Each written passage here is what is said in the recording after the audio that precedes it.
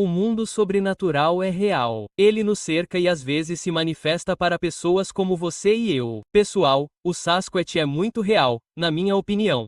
1. Estou na trilha dos Squatches há anos. Lembro de ver o Jim Lee Peterson Phil quando tinha 16 anos e meu pai riu dele. Ah, é um cara com uma fantasia de menina. Eu disse que não tinha tanta certeza se realmente parecia real. E, além disso, agora que sabemos que aquele Squatch tem seios, então eles fizeram fantasias de gorila fêmea na década de 1960, não vou comprar. E eu tenho o filme digitalizado disso quadro a quadro. E quando essa coisa fica assim e o portão nos braços, quer dizer, para mim, é a coisa real. Então, vamos falar sobre isso. Nosso convidado muito especial hoje é David Politis. E eu acho que este é eu. Eu sou uma criança na loja de doces aqui. Mal posso esperar para trazê-lo aqui e começar a falar sobre o novo filme. Estou orgulhoso de fazer parte desse novo filme. Um pequeno papel, mas mesmo assim estou nele. Mas é o trabalho de David e sua determinação que estão expondo tudo isso. Então, vamos falar sobre isso. Primeiro, uma palavra de nossos patrocinadores de confiança. Pessoal, o Fed está sem opções. Cortes de juros, impressão de dinheiro, reversões de balanços. Eles chamam isso de política, mas na verdade é pânico. Esta é a economia de fim de jogo, onde a esperança substitui a disciplina e a ilusão de controle finalmente se desfaz. Eles não estão cortando as taxas porque as coisas estão fortes. Eles estão cortando porque o sistema está quebrando. A inflação está comendo suas economias. Os mercados de trabalho estão estagnados. A confiança no dólar está diminuindo rapidamente. Por décadas, o Fed construiu uma casa de papel. Agora eles estão atacando a massa que pode queimá-la, deixando você e eu para pagar o preço. Todo ciclo termina da mesma forma. Bolhas, resgates e aposentadorias interrompidas. É por isso que investidores inteligentes estão movimentando o que é real, ouro e prata. Quando foi a última vez que você realmente guardou a riqueza pela qual passou a vida trabalhando? Pessoal, meus amigos da Noble Gold Investments têm ajudado os americanos a migrar da riqueza de papel para ativos tangíveis reais. Os números em uma tela podem desaparecer. Ouro e prata físicos sobreviveram a todas as crises da história. Pessoal, acesse noblegoldinvestments.com. noblegoldinvestments.com. Obtenha seu kit de proteção patrimonial gratuito hoje mesmo. noblegoldinvestments.com. Descubra como é simples proteger seu futuro. David Pitts, muito obrigado por ter vindo a público. Agradeço. Lá, você é uma lenda. Estou honrado de estar no seu presente. Obrigado por estar aqui no nosso. Não, você é a lenda. Eu sou o homenageado. Por favor. Isso é muito engraçado. Deixe-me só preparar o cenário aqui. Então, anos atrás, antes do incêndio, era tipo, sei lá, o incêndio foi em 2018. Então, vou dizer 2017, 2016, talvez. Alguém diz, você tem que ler esse livro, L.A. Ai, meu Deus, você nem vai acreditar. Então, eu perdi o 411. E eu li muita coisa na minha vida. Certo, eu lia um capítulo, fechava o livro, rezava e deixava lá por 2 ou 3 dias e pensava, isso é tudo que eu consigo aguentar agora. Não quero ouvir mais nada. Não quero ler mais nada. Isso é, eu entendo, mas é extremamente enervante. Lembro-me de uma reportagem em que a mulher está pendurando a roupa no varal. Seu filho de 2 ou 3 anos está ao lado dela e ela se vira. Lá está ele. E ela se vira de novo. Ele sumiu. E todos estavam procurando por esse garoto. E estava 30 graus naquela noite. E eles encontraram o garoto, sabe, sem sapatos, a coisa toda. E eu tinha uma história. Vou te contar uma. Acho que encaminhei para você. Corrija-me se eu estiver errado. Houve um encontro no Alabama, e essa era a igreja de John Kilpatrick, e uma mulher veio e deu o testemunho. Então, aqui está a história. Uma criança de 2, 3 ou 4 anos desaparece, sente frio à noite. O cachorro está com a criança. Então, os dois desaparecem e o cachorro volta no dia seguinte sem a criança. E essa é a parte que realmente me chamou a atenção. Então, essa mulher está orando. Senhor, me ajude a encontrar esse garotinho. E por algum motivo, ela está estacionada nesta estrada olhando para um campo. Bem, ela fica lá por 1 hora ou algo assim. E esse garotinho, sabe, de 3 ou 4 anos, vem andando pelo campo em direção a ela. Ele está descalço, David. Ele está descalço. E nós dois sabemos o que é isso. Sabe, ele está descalço. Então, quando ele está. Eu estava. O cão me aquecia e tal. É só um. E eu consegui falar com várias pessoas sobre isso. Falei com o xerife. Ele foi muito vago. Eu nunca as pessoas que, na verdade, Conversei um pouco com o marido e disse que, sabe, não sei, mas isso tem todas as marcas de que ele foi levado por um agachamento, especialmente porque não há sapatos. Crianças pequenas não tiram os sapatos. E é isso que quero dizer. Mas tenho que te dizer, cara, o Missing 411 mudou o jogo para mim. E então, claro, alguns anos depois, você me convidou para participar do seu novo filme, que eu ainda não vi, e eu quero mostrar o trailer. Mas deixe-me perguntar antes mesmo de mostrarmos o trailer e começarmos, o que o leva a fazer isso? Por quê? Porque você está em um campo, em um lugar sozinho. Você é realmente o único cara que é. Você é a ponta da lança, por falta de uma palavra melhor, mas você é a ponta da lança e está expondo isso. Por quê? Qual parte? O pé grande ou as pessoas desaparecidas? Bem, eu acho que ambos estão relacionados e eu acho que, você sabe, você concordará nisso de alguma forma. Não sabemos, mas acho que há uma relação entre eles. Bem, anos atrás, eu fui policial por 20 anos. Depois, fiz mestrado em RH e queria uma área de tecnologia e trabalhei para várias empresas de tecnologia ao longo dos anos. Uma para a qual trabalhei no final era uma startup e esses dois caras são pessoas brilhantes que começaram esse negócio que vale centenas de milhões de dólares, sem limites para mim. Eles tiveram um encontro com o pé grande quando eram jovens. Uau! E eles nem eram amigos. Eles nem se conheciam quando isso aconteceu. E quando fundaram essa empresa, eles foram almoçar um dia, começaram a conversar e não conseguiam acreditar que cada um deles teve esse encontro quando eram jovens. Bem, eu trabalhei para eles por alguns anos, investi minhas ações. Eu disse, ei, é hora de eu ir embora e criar meus filhos. E eles disseram, ei, nós temos algo para você. No entanto, não para trabalhar para nós porque sabemos que você quer ir embora, mas você iria almoçar conosco na semana que vem, sabe, quando tiver tempo. Claro. Então, sentei-me com eles e eles contaram-me sobre encontros separados quando eram jovens nas montanhas, levantaram-se à meio da noite, foram à casa de banho e viram uma grande farsa e queriam saber se era real. Nós pagaremos por todo o seu tempo, pagaremos por todos os testes, qualquer coisa, Dave. Você chega ao fundo da questão. E umas 3 ou 4 vezes, recusei esses tipos porque realmente não estava interessado. Pode ter um interesse na briga. Resumindo a história, eventualmente eles acabaram por me cansar e passei 50% da minha vida durante 2 anos na reserva Hooper, no norte da Califórnia. E isso fica a 35 milhas a sul da localização de Patterson-Gimlin. A razão pela qual escolhi aquele local é porque há uma subestação lá para o departamento do xerife de Umboot. Há um hotel lá, a sede tribal fica lá, havia internet lá, portanto, havia uma estação base muito boa para começar. Imediatamente, entrei na subestação de Umboot, me apresentei e havia 2 xerifes nativos americanos lá, que arrombaram as portas para mim imediatamente. Os anciãos, que normalmente levariam de 5 a 10 anos, me deram o material. Uau! E foi assim que comecei minha pesquisa. E conheci muitas pessoas interessantes ao longo do caminho. Nos primeiros 4 ou 5 meses, eu estava 100% convencido de que era real. Eu estava no caminho certo para obter DNA. E expliquei a esses fundadores quanto custaria. Eles não se importaram. Eles queriam saber se era verdade ou não. Resumindo a história, fui de costa a costa e fiz uma ligação para obter cabelo, tecido, o que conseguisse em termos de DNA, sangue de qualquer lugar da América do Norte. E conseguimos 110 amostras no centro. Uau! E todos disseram, se fosse cabelo, enviei para um especialista em cabelo e fibras antes de fazermos qualquer teste. E logo de cara, eu poderia ensinar a uma criança de 10 anos a diferença entre um pelo de pé grande e qualquer outro pelo do mundo. É muito diferente. E quando você ouve essas pessoas na TV dizendo, sim, eu tenho um pouco de pelo, vou fazer um teste de DNA. Elas estão mentindo. Elas não podem ser tão estúpidas porque, quando fazíamos, fazer um teste de DNA em um pelo custava dezenas de milhares de dólares. Mesmo hoje, ainda custa milhares de dólares. Por que agir dessa forma sem verificar o cabelo para confirmar se é realmente enorme? Exatamente. E foi o que fizemos. Tínhamos sangue, saliva, tecido e amostras de pelo. Ao todo, 110. Obtivemos DNA mitocondrial nuclear.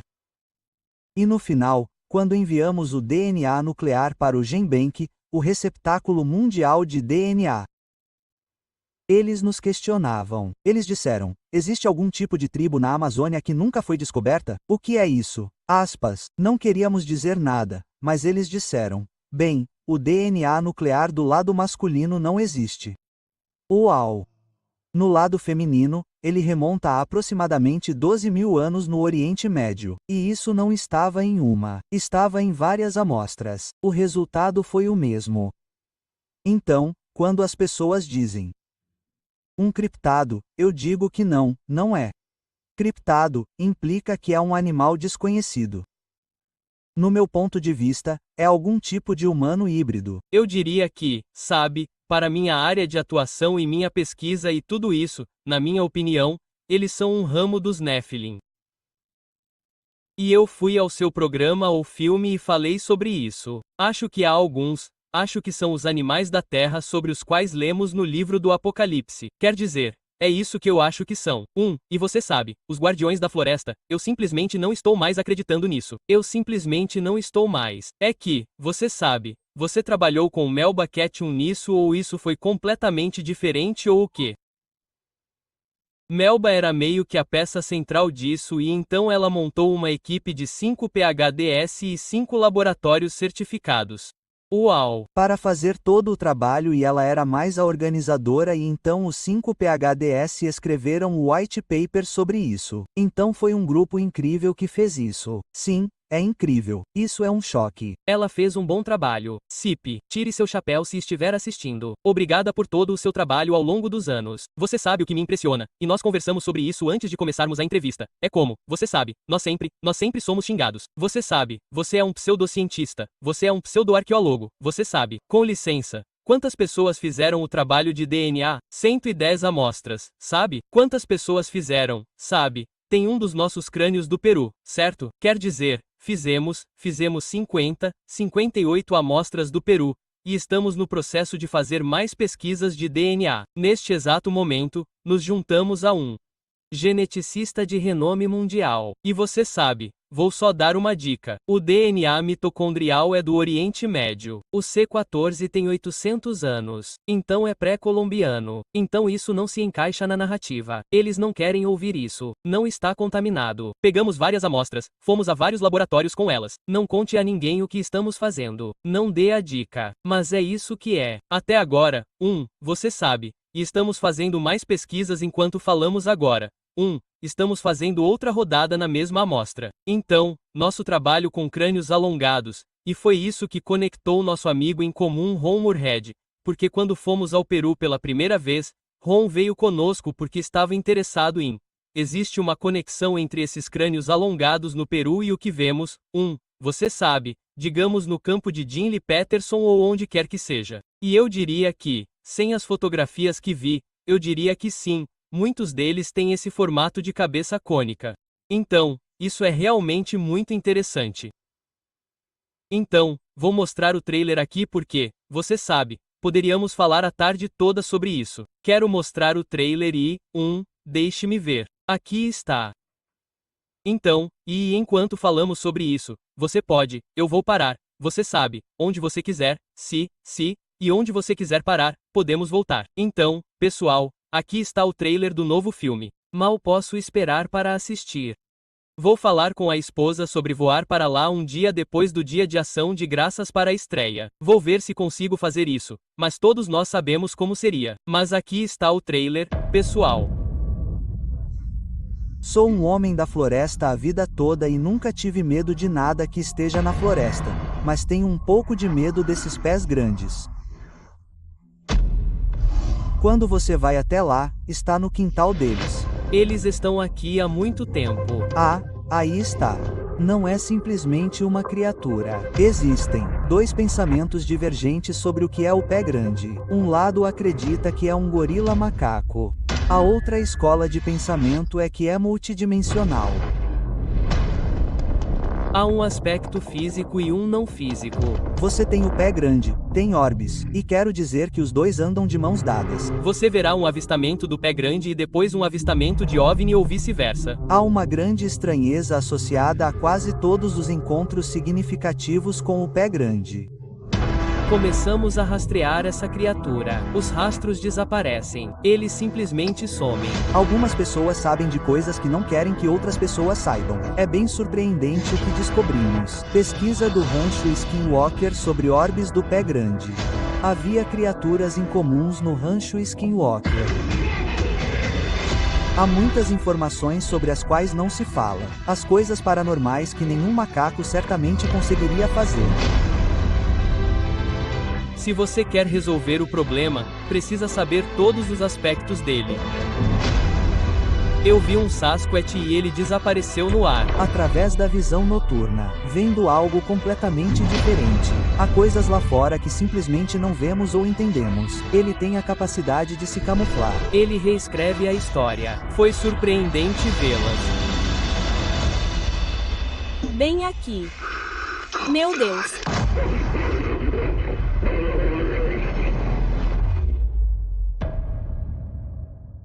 É um trailer incrível. Deixe-me contar uma história rápida aqui porque quero saber o que você pensa sobre toda a conexão OVNI Pé Grande, porque acho que há uma conexão enorme que nos leva a toda a interdimensionalidade dessas entidades.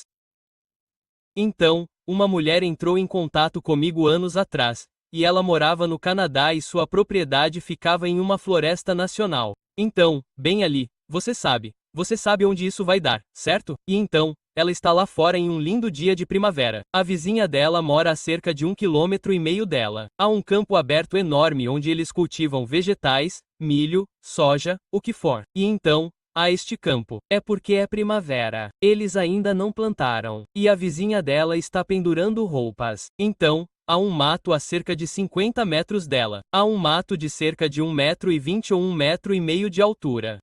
Então não fica perto da casa. Ela estava a uns 50 metros de distância e estava olhando para o vizinho que estava entregando roupas. De repente, bem atrás de um daqueles arbustos enormes, um agachado apareceu. E ela ficou tipo, sabe? Ela não conseguia acreditar no que estava vendo. Aquilo simplesmente se materializou. E o agachado estava olhando para o vizinho que estava pendurando as roupas do outro lado do campo. E ela parou no tempo. E ela observou a coisa por, sabe, alguns minutos, sem se virar, sem olhar para ela. E então aquilo se desmaterializou lentamente. Scott Carpenter fez a mesma coisa quando ele estava andando com a câmera ligada nas costas. E ele compartilhou isso no nosso programa, como estamos fazendo agora.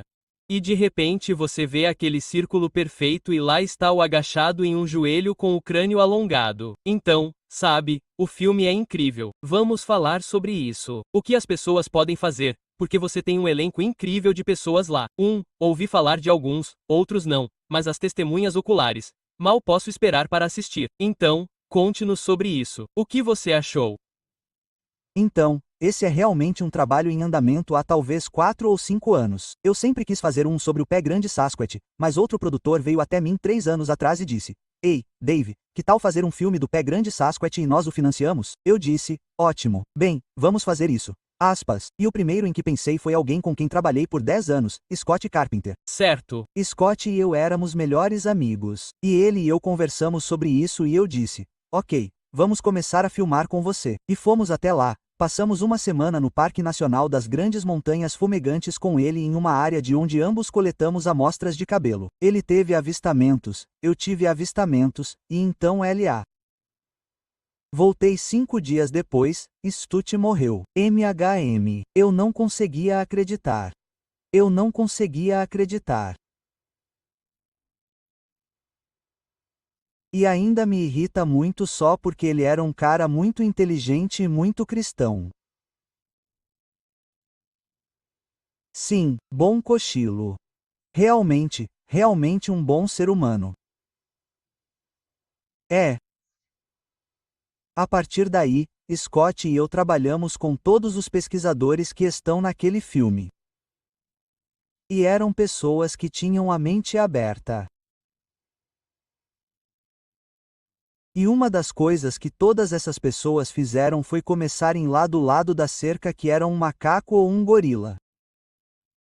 Certo? Todos começaram lá e todos acabaram aqui. MHM. E em todas as minhas conversas, eu disse: "Você já conheceu alguém que começou aqui e disse gorila?" Ah, não. E temos o maior grupo de pé grande do mundo trabalhando contra nós porque eles não querem falar sobre este lado, certo? Certo, e a população em geral não sabe disso. Ei, essa é a norma aqui. Muito frustrante. Mas quando eu estava trabalhando com essas pessoas desaparecidas, o pesquisador-chefe do rancho Skinwalker, um cara chamado Colin Keller, entrou em contato comigo. Ele foi o pesquisador-chefe por 16 anos do Bigelow. Uau! E ele disse: Dave, seu trabalho é paralelo ao que estamos fazendo no rancho. Resumindo a história, fiz 5 viagens a Las Vegas para me encontrar com ele e discutir coisas, e aprendi muito. Era sobre multidimensões, pé grande, criptídeos. Como eles chegam aqui? Como eles vão embora? Como eles conseguem ir embora sem deixar rastros? E ele me contou sobre um incidente que aconteceu lá quando um dos físicos deles estava na encosta de uma montanha no meio da noite. Eles veem essa pequena luz no campo, e a luz lentamente começa a crescer, e eles a observam pela visão noturna. No começo, parecia uma pequena esfera. Conforme ela crescia, eles quase acreditavam que conseguiam ver para baixo. Era tridimensional, como se você estivesse olhando para um vale ou algo assim. Uau! Eventualmente, algo começa a rastejar por ela.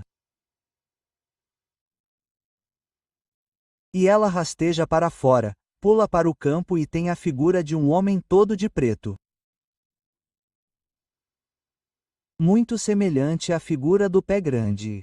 Eles não conseguiam ver nenhuma característica facial porque estava escuro como breu, mas ela se virou e foi embora como um prefeito.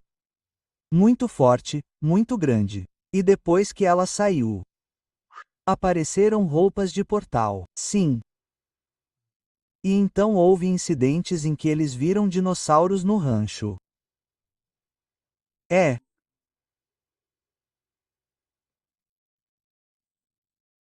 Eles acreditam que esses portais, como você quiser chamá-los, têm a capacidade de se abrir em certos momentos e em certos lugares.